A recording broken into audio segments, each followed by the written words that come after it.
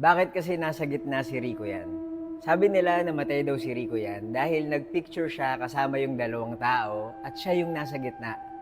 Story time. May pamahiin kasi yung mga Filipinos na wag daw magpipicture ng tatlo dahil mamamatay kung sino yung nasa gitna. And for some reason, madaming nakakita ng group photos ni Rico yan kung saan nandun siya sa gitna and inassociate na to sa kanyang death. Bago ko sabihin kung sino si Rico yan, let me introduce myself. Ako nga pala si Buji at mahilig ako mag-story time. Kung di niyo pa ako fina-follow, i-follow niyo na ako. Si Rico yan ay isa sa mga naging sikat na matinee idols ng Pilipinas. Isa siyang sikat na artista na namatay noong March 29, 2002 sa Palawan. Holy Week noon, Good Friday, at nagbabakasyon ng aktor kasama ang mga friends niya. That morning, nakita na lang siya ng kaibigan niyang si Dominic Ochoa na walang buhay. So ano nga bang dahilan ng pagkamatay ni Rico yan?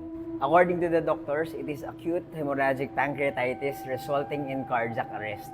In short, tumigil ang tibok ng puso ni Rico yan dahil sa malalang kaso ng pancreatitis. This is a natural cause of death at huwag nating sisisihin yung mga pictures niya na dahilan kung bakit siya subakabilang buhay. Tandaan nyo na pamahiin lang to. And in fact, sobrang daming pictures ni Rico yan na tatlo sila at wala naman siya sa gitna. Kagaya ng picture na to ni Rico yan, kasama niya si Marvin Agustin at si Dominic Ochoa at wala siya sa gitna. Si Marvin yung nasa gitna at hanggang ngayon, buhay na buhay pa rin siya at sobrang successful. Kaya hindi totoo yung pamahiin na yan.